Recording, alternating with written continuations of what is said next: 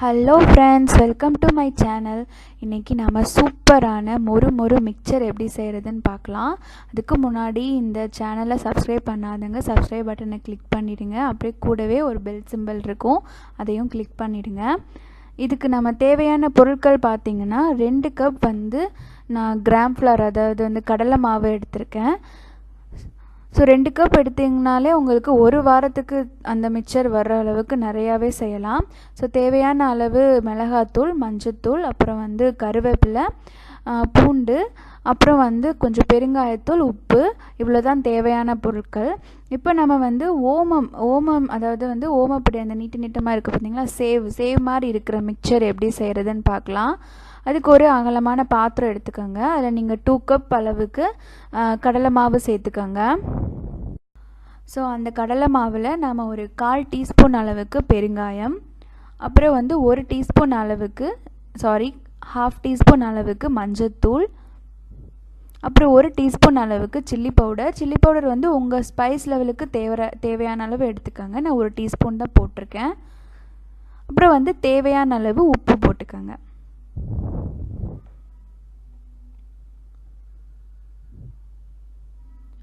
இப்போ உப்பு போட்டுட்டு நல்லா தண்ணி ஊற்றி இதை நல்லா பிசைஞ்சுக்கணும். உங்கள் சப்பாத்தி மாவு பிசைகிற அந்த பதத்துக்கு பிசைஞ்சாலே போதும். அந்த மாதிரி பதத்துக்கு நம்ம நல்லா இதை பிசைஞ்சுக்கலாம்.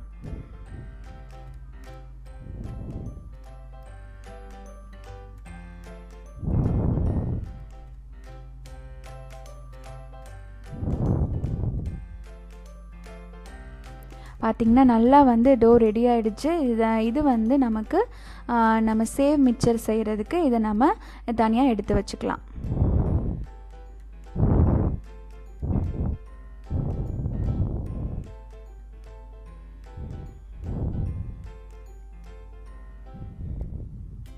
கொஞ்சம் கொஞ்சமாக தண்ணி சேர்த்து பிசைங்க. மொத்தமாக தண்ணி ஊற்றிட்டிங்கன்னா அப்புறம் தண்ணியாக போயிடும். ஸோ கொஞ்சம் கொஞ்சமாக தண்ணி ஊற்றி பிசைஞ்சிங்கன்னா உங்களுக்கு அந்த பக்குவம் மாதிரி வந்துடும். ஸோ இதுதான் அந்த பக்குவம் அந்த சேவ் மிக்சர் செய்கிறதுக்கு. இப்போ நெக்ஸ்ட்டு நம்ம இந்த காரா பூந்தி மிக்சர் இருக்கும் பார்த்திங்களா, அது செய்கிறதுக்கு 1 கப் ஃப்ளவர் எடுத்துக்கோங்க. அதுவே உங்களுக்கு நிறைய கிடைக்கும். ஸோ அது கூட 2 டீஸ்பூன் அளவுக்கு அரிசி மாவு, அப்புறம் ஒரு 1/4 டீஸ்பூன் அளவுக்கு பெருங்காயத்தூள்,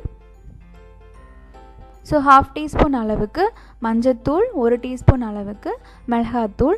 இதில் நான் சோடா உப்பு சேர்த்துருக்கேன், ஆனால் நான் அதை எடுக்க மறந்துட்டேன். நீங்கள் ஒரு பிஞ்ச் அளவுக்கு சோடா உப்பு சேர்த்துக்கோங்க. அப்புறம் தேவையான அளவு சால்ட்டு. ஏன்னா சோடா உப்பு சேர்த்துக்கிட்டிங்கன்னா தான் உங்களுக்கு பூந்தி கொஞ்சம் உப்பலாக வரும், இல்லைன்னா சப்பையாக ஆகிடும். ஸோ இதை நல்லா கலந்துக்கணும். இதை நீங்கள் எந்த பக்குவம்னா தோசை பேட்டர் இருக்குது பார்த்திங்களா, அந்த பக்குவத்துக்கு நல்லா அந்த கட்டி இல்லாமல் நல்லா இதை கலந்துக்கணும்.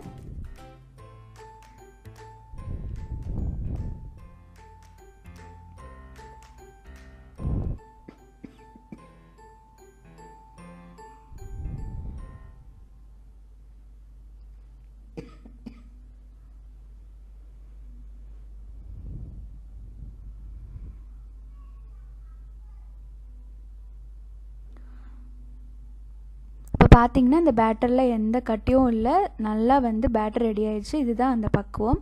ஸோ இது நம்ம பேட்டரும் 2 மாவும் நம்ம ரெடி பண்ணிட்டோம். இது இடியாப்பம் வழக்கு. இது நிறைய வெரைட்டியில் உங்களுக்கு கடையில் கிடைக்கும். துப்பாக்கி ஸ்டைலில் கிடைக்கும், அப்புறம் சுற்றுற மாதிரி கிடைக்கும், அப்புறம் ப்ரெஸ் பண்ணுற மாதிரி கிடைக்கும், நிறைய இருக்கும். உங்களுக்கு எது ஈஸியாக இருக்கோ அதை நீங்கள் வாங்கிக்கோங்க. இந்த சேவ் மிக்சருக்கு தட்டு நம்ம இடியாப்பம் புளியோம் பார்த்திங்களா, அந்த தட்டு தான் போட்டுக்கணும். ஸோ அந்த தட்டு கீழே போட்டுட்டு அப்புறம் நம்ம ஃபுல்லாக நம்ம கிராம் ஃப்ளவர் அந்த மாவு பிசைஞ்சு வச்சுருக்கிறத நம்ம உள்ளே ஸ்டஃப் பண்ணி நம்ம சுட்டுடலாம்.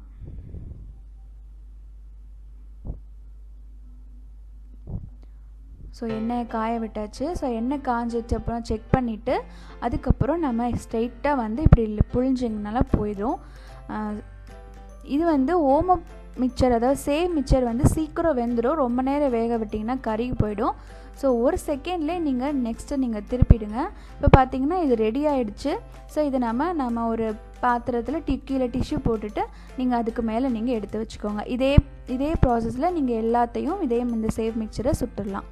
அப்புறம் வந்து ஒவ்வொரு தடவையும் சுடும்போதும் அந்த சின்ன சின்னதாக இருக்கும் பார்த்தீங்களா, அதை எடுத்துருங்க. இல்லைன்னா கடைசியாக எடுக்கும்போது அது எல்லாமே கருகுன மாதிரி ஆகிடும். ஸோ ஒவ்வொரு தடவையும் சுட்டப்புறம் நீங்கள் அந்த கீழே இருக்கிற மிச்சம் எல்லாம் நம்ம எடுத்துடலாம்.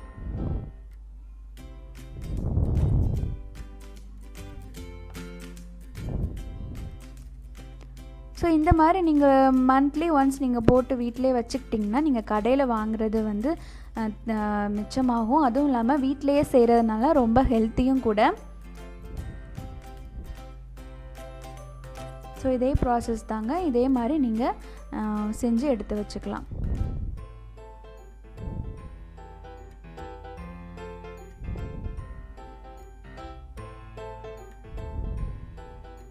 ஸோ இது எல்லாத்தையுமே ஒரு அகலமான பாத்திரத்தில் எடுத்து வச்சுக்கோங்க. அப்போ தான் உங்களுக்கு மிக்சிங்க்கு நல்லா இருக்கும். ஸோ இது ஃபைனலாக நாம் சுட்டாச்சு. இதை சுட்டு ஒரு பாத்திரத்தில் போட்டு நீங்கள் உடச்சி விட்டாலே போதும், அது நல்லா நொறுங்கி போயிடும். ஸோ இப்போ வந்து நம்ம டேஸ்டான சேவ் மிக்சர் ரெடி ஆகிடுச்சு. இப்போ நம்ம கார பூந்தி எப்படி செய்கிறது அப்படிங்கிறத நம்ம பார்க்கலாம். ஸோ கார பூந்திக்கு வந்து என்கிட்ட சின்ன கரண்டி தான் இருக்குது. ஸோ நான் அதுதான் யூஸ் பண்ணியிருக்கேன். நீங்கள் பெரிய தட்டு கரண்டி வச்சு, அதாவது அந்த ஓட்டை கரண்டி இருந்ததுன்னா அதை யூஸ் பண்ணிக்கோங்க.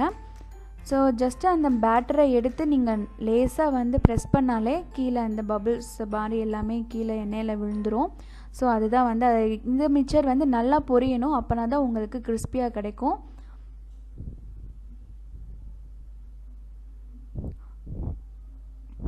ஸோ இது நல்லா வெந்துருச்சு. வெந்தப்புறம் நம்ம டிஷ்யூ பேப்பரில் எடுத்து போட்டுக்கலாம். இப்போ இதே மாதிரி எல்லாத்தையும் நம்ம போட்டு எடுத்து வச்சுக்கலாம்.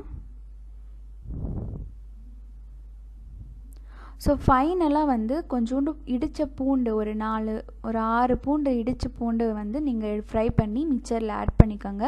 அதோட ஃப்ளேவர் நல்லாயிருக்கும், டேஸ்ட்டும் சூப்பராக இருக்கும். அதே போல் கேஸை ஆஃப் பண்ணிவிட்டு நீங்கள் கொஞ்சோண்டு கருவேப்பிலையை பொரித்து இது கூட சேர்த்துக்கலாம். ஸோ டேஸ்டான மிக்சர் ரெடி ஆயிடுச்சு. இந்த வீடியோ உங்களுக்கு பிடிச்சிருந்துச்சுன்னா சேனலை மறக்காமல் சப்ஸ்கிரைப் பண்ணுங்கள். தேங்க்யூ ஃபார் வாட்சிங்.